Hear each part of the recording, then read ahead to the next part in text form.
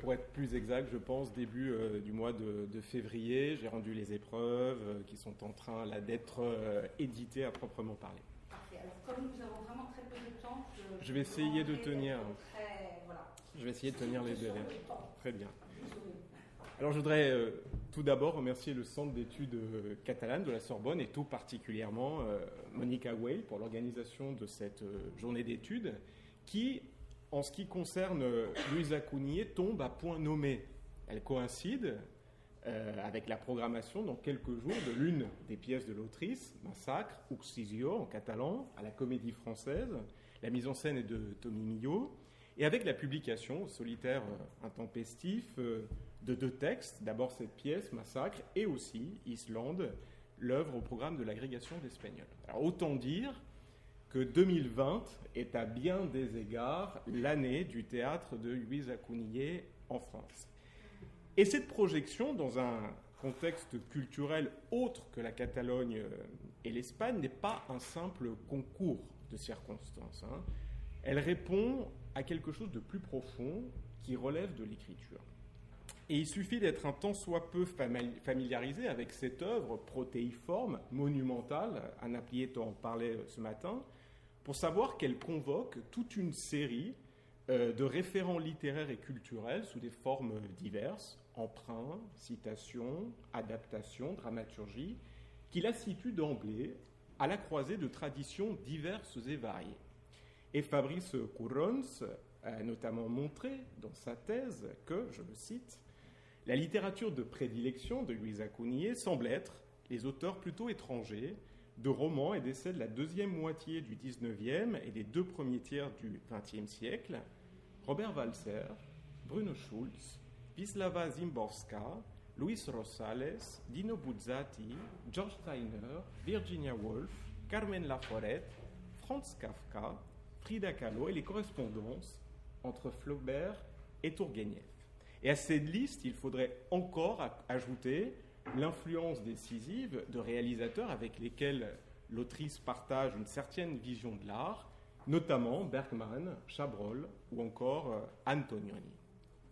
Alors on le voit, la cartographie des référents culturels qui nourrissent cette œuvre est extrêmement complexe.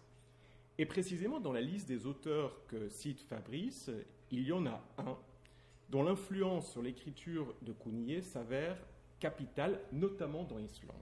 Il s'agit de Franz Kafka, auteur qui partage avec la dramaturge catalane une première singularité dont tout le monde peut faire l'expérience, à savoir la difficulté qu'on éprouve à l'interpréter.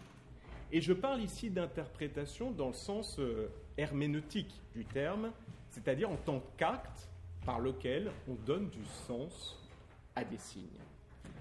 Régine Robin, dans son très beau livre sur Kafka, souligne que face à cette œuvre, je la cite, « La seule chose de clair, c'est l'impossibilité de l'interprétation qui est partout présente par le soupçon, qui pèse sur le factuel, par le légendaire, et qui oblige à prendre en compte, sur le même plan, diverses hypothèses dont aucune ne peut prétendre à la vérité. » Impossibilité d'interprétation donc, qui, chez Kafka, ne résulte aucunement d'une difficulté de lecture. Qu'il s'agisse du procès, du château ou de la métamorphose, le récit, dans sa forme même, semble en effet d'un abord extrêmement aisé. C'est également le cas des pièces de Luisa Cugnier. Son théâtre n'a rien d'opaque, comme on l'affirme trop souvent. Bien au contraire, les situations dramatiques sont la plupart du temps d'une évidence à la fois flagrante et équivoque, comme en témoignent les titres de certaines pièces. La Festa, Accident, La Venda, La Cita. On pourrait même dire que chez Kafka, comme chez Cugnier, tout le paradoxe réside dans l'inquiétante étrangeté d'un univers qui nous échappe à mesure que l'on croit en saisir le sens. Et c'est peut-être là, j'y reviendrai, que réside l'influence la plus décisive de l'écriture kafkaïenne sur cette œuvre. Mais laissons pour le moment en suspens cette impression de lecture. Ce que je propose de faire, c'est de partir du texte d'Islande afin d'observer comment se manifeste l'influence de Kafka dans la pièce. Et je voudrais, pour cela, repérer d'abord les marques d'une intertextualité manifeste, faite de signes explicites que l'autrice dispose sciemment dans l'œuvre.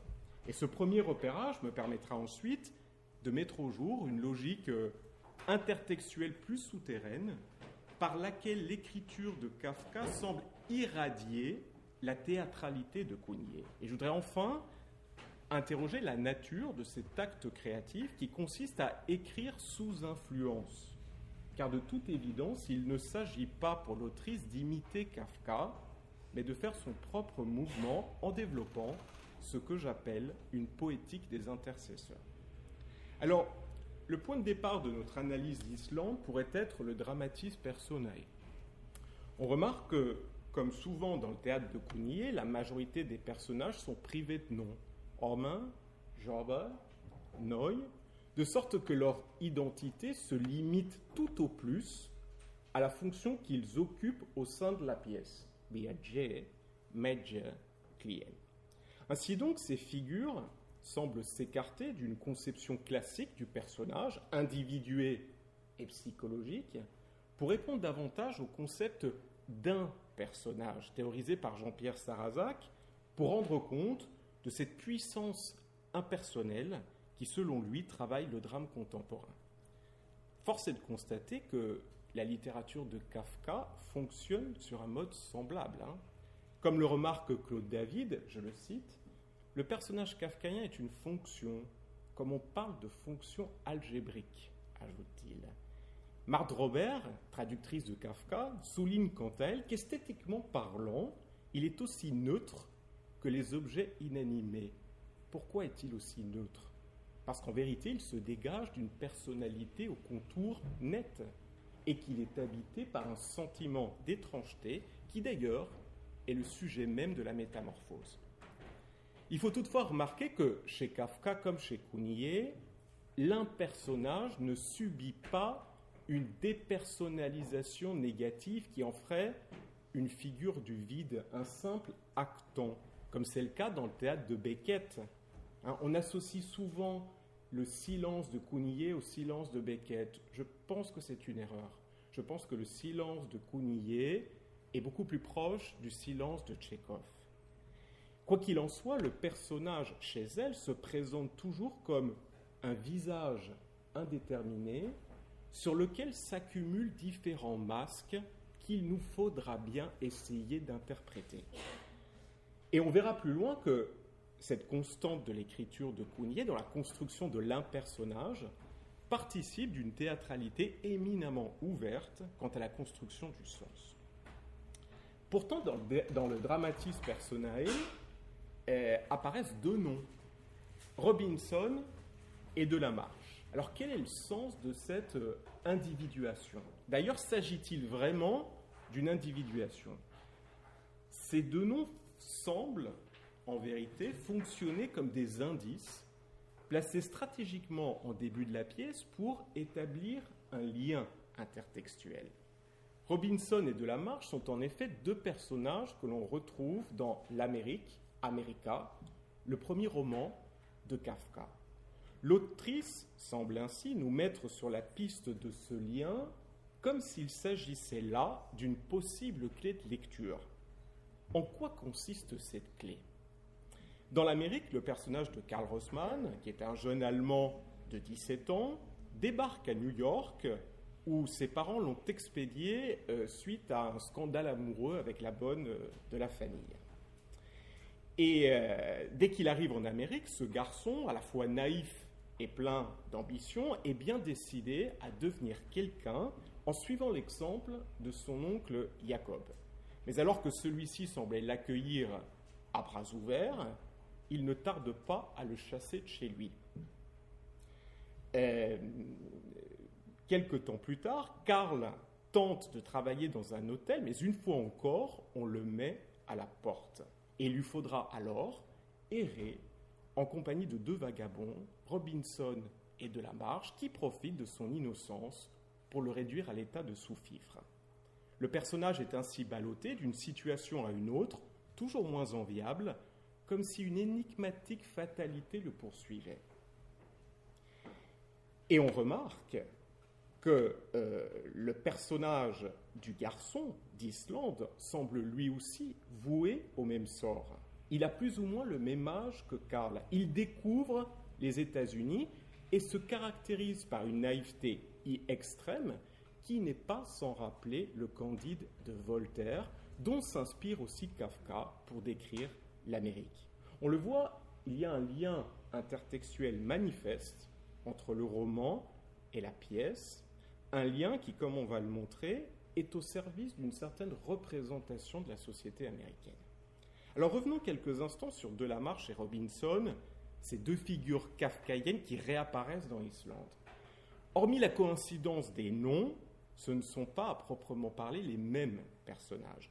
On observe toutefois un certain parallélisme entre les deux textes. Dans un cas comme dans l'autre, Robinson et Delamarche sont les laissés-pour-compte du système capitaliste qui cherchent à améliorer leurs conditions sociales en ayant recours à la ruse et à la tromperie. D'ailleurs, tous les personnages de la pièce partagent, à des degrés divers, ce même comportement picaresque qui les amène à percevoir l'innocence du garçon comme une aubaine dont il cherche à tirer profit. Et d'ailleurs, l'une des dynamiques de la pièce est celle du dépouillement. À chaque étape de son périple, le garçon est spolié de quelque chose.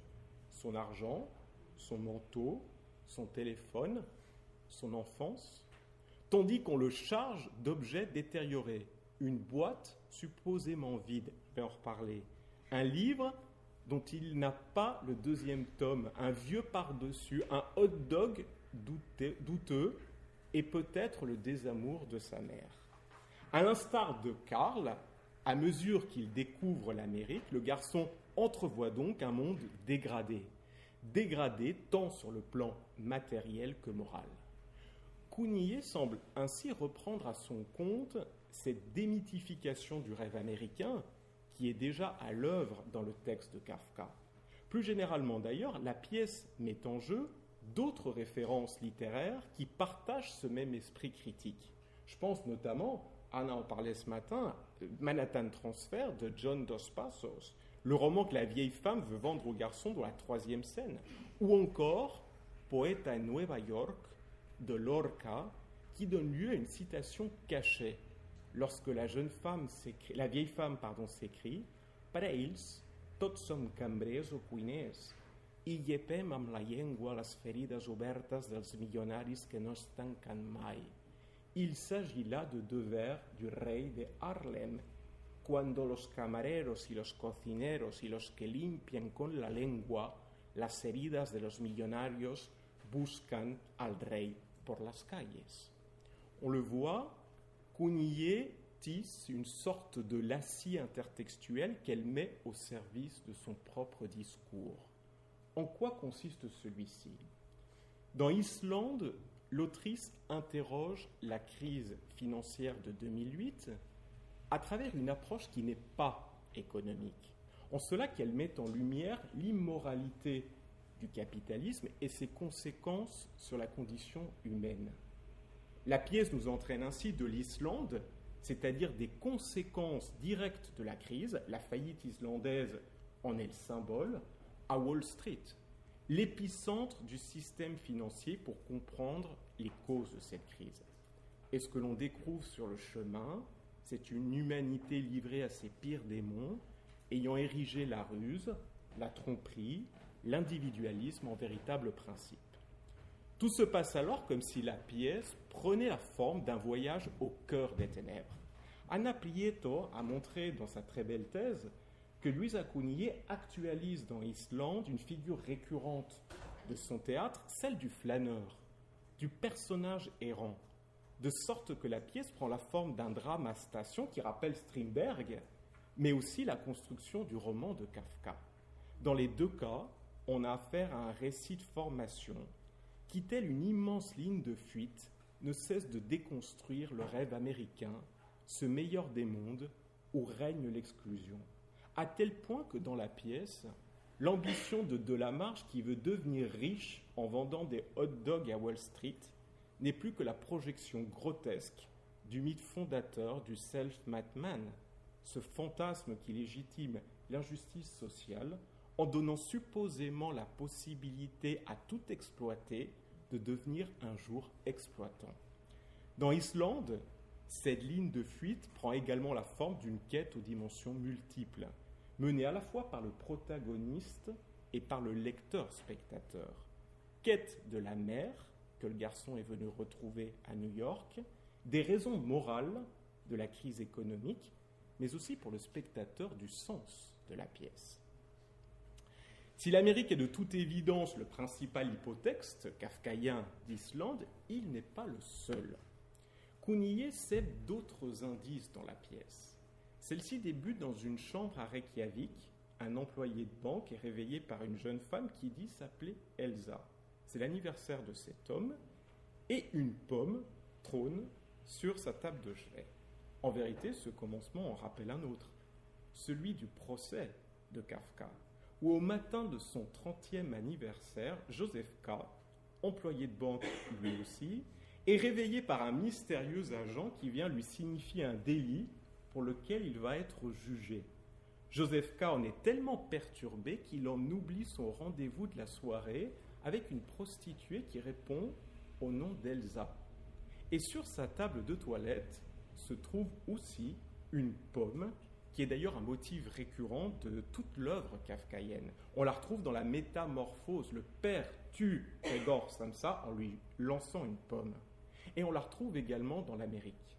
Karl est renvoyé de l'hôtel où on venait de l'embaucher après avoir croqué une pomme qui s'avère pour lui aussi fatale que celle qui a causé l'expulsion d'Adam du paradis parce qu'elle le précipite dans l'assujettissement inhumain qu'il vivra ensuite avec Robinson et Delamarche. Tout se passe donc comme si les références intertextuelles au procès et la présence de la pomme, que le garçon finira lui aussi par croquer, introduisaient dans la pièce l'un des grands thèmes de la littérature kafkaïenne, à savoir la faute ou la culpabilité, qui dès la première scène fait l'objet d'un échange entre les personnages.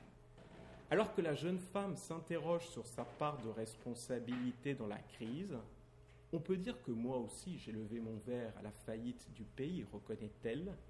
L'homme, quant à lui, ne semble pas concerné. Je n'étais qu'un simple employé, dit-il, tout du moins dans un premier temps.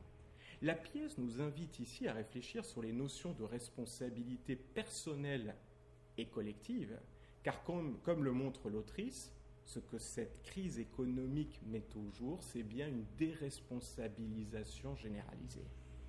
Alors, toute distance gardée, l'argumentation de l'homme au début de la pièce rappelle à bien des égards celle d'Adolf Eichmann lors de son procès à Jérusalem.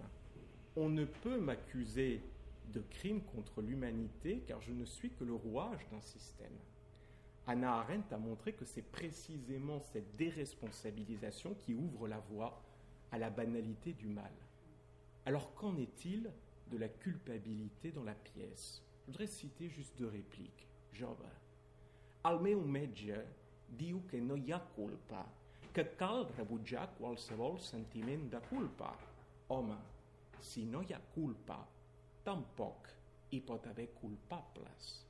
La pièce semble ainsi retourner la fiction kafkaïenne. Si le procès fait naître en Joseph K. un sentiment de culpabilité d'autant plus envahissant qu'il en ignore la cause, Islande décrit un univers dominé par l'absence totale de culpabilité.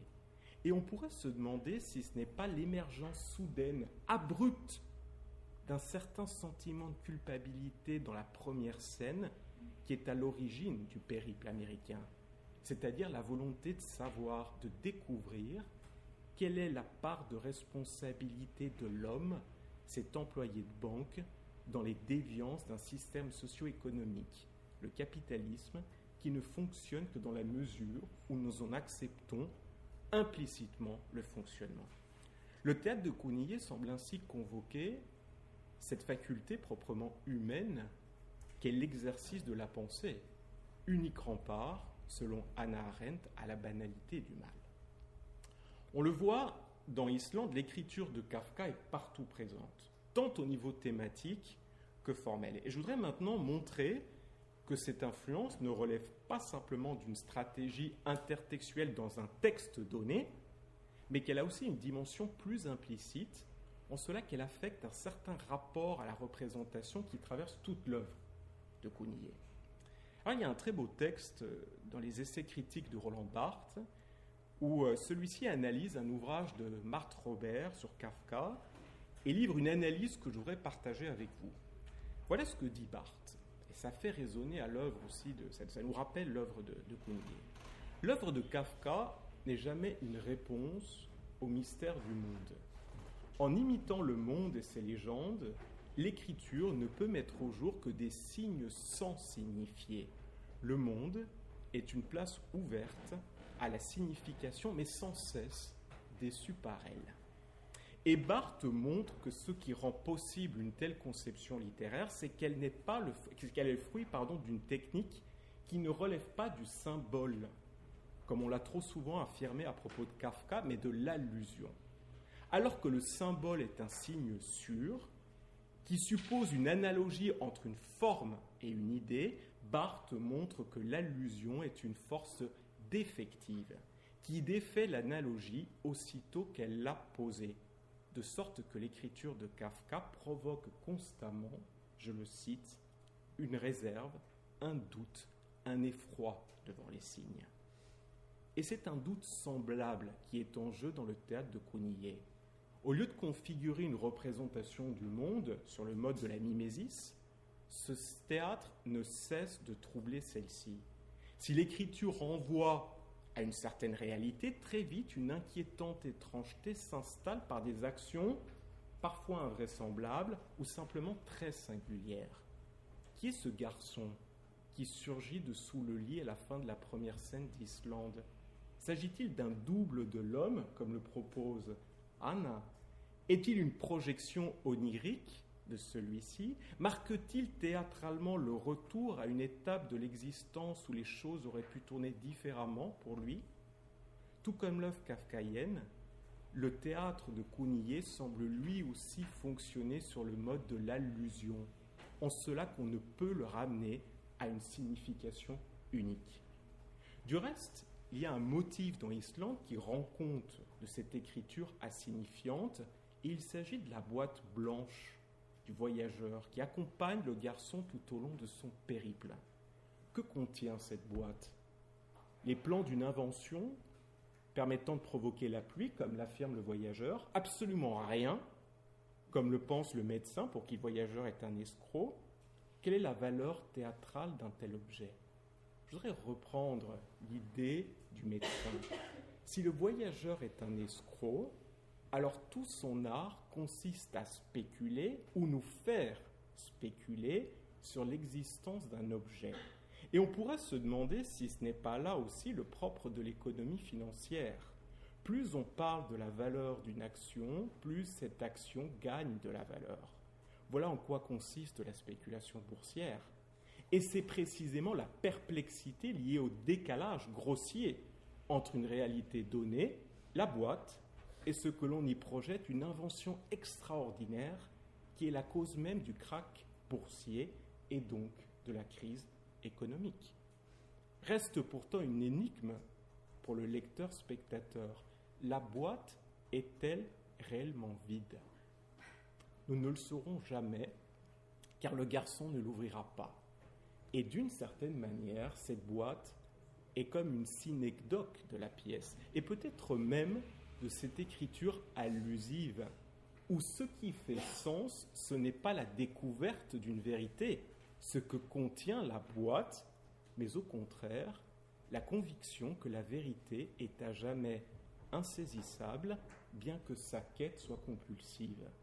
Comme nous le rappelle Harold Pinter dans son très beau discours de remise du prix Nobel, je le cite, « La vérité réelle, c'est qu'il n'y a jamais en art dramatique une seule vérité à découvrir. Il y en a beaucoup. Ces vérités se défient l'une l'autre, se dérobent, se reflètent, s'ignorent. Vous avez parfois le sentiment d'avoir saisi la vérité d'un moment, et puis elle vous glisse entre les doigts, et la voilà perdue. À travers cette écriture allusive, où l'œuvre fonctionne comme une caisse de résonance du sens, toujours à la limite de la signification, Cougnier nous exhorte, elle aussi, à douter de la vérité. Il y a une dernière question que je souhaiterais aborder.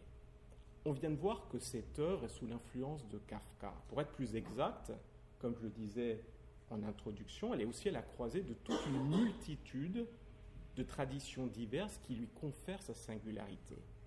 Doit-on en déduire que ce théâtre n'a rien d'original puisqu'il ne cesse d'être traversé par un déjà écrit? Je ne le crois pas. Et afin de saisir la dimension créative de cette écriture sous influence, je voudrais reprendre le concept d'intercesseur, concept de Gilles Deleuze, qu'il élabore précisément pour échapper au débat stérile entre imitation et originalité. Pour lui, pour Deleuze, je le cite, « La création, c'est les intercesseurs. Sans eux, il n'y a pas d'œuvre. Ça peut être des gens, mais aussi des choses, des plantes, des animaux même. Chez Kafka, ce sont souvent des animaux. Fictifs ou réels, animés ou inanimés, il faut fabriquer ces intercesseurs. J'ai besoin d'eux pour m'exprimer, et eux ne s'expriment jamais sans moi. On travaille toujours à plusieurs, même quand ça ne se voit pas. En l'occurrence, on pourrait dire que Kafka est l'intercesseur que se fabrique Cougnier pour déconstruire le drame conventionnel. Autrement dit, il ne s'agit pas pour elle de faire du Kafka, mais plutôt d'établir avec l'œuvre de celui-ci un rapport d'usage, de sorte que cette influence est mise au service de son écriture. Cougnier ne copie pas la poétique de Kafka, mais elle cherche à la transférer dans le drame comme on inocule un virus dans un corps. Il s'agit de faire avec le drame ce que Kafka fait avec le roman. Et précisément dans son théâtre, on assiste constamment à une perturbation du référent qui constitue l'une des singularités de l'œuvre de Kafka.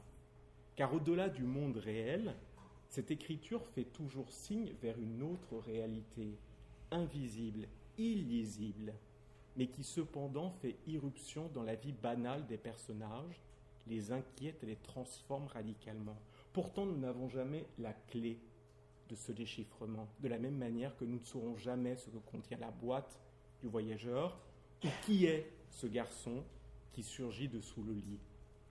Entre ces deux mondes, le matériel et l'invisible, il n'y a pas de cloison, mais une frontière poreuse.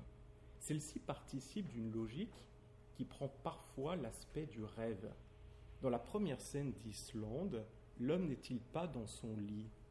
Et si ce voyage initiatique n'était en fin de compte qu'un déplacement rêvé, la projection onirique de son sentiment de culpabilité, n'en va-t-il pas de même avec le procès?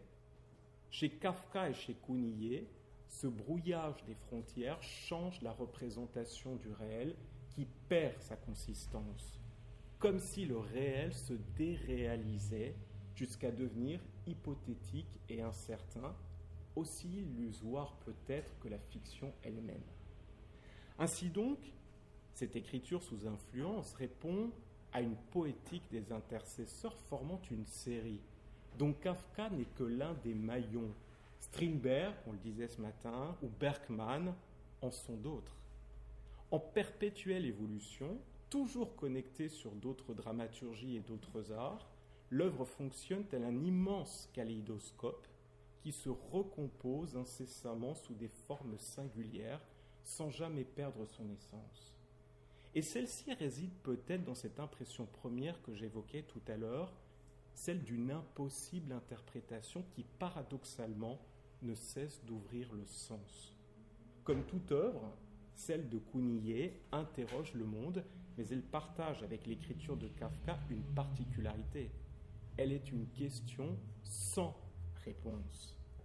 En définitive, de la même manière qu'il existe une politique de Kafka, il y a aussi une politique de Cougnier, ou plus exactement, une éthique de la résistance qui consiste à douter et faire douter de la vérité.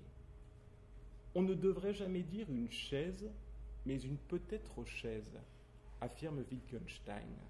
Et il se pourrait bien que le théâtre de Cougnier soit l'exploration de ce peut-être. Merci.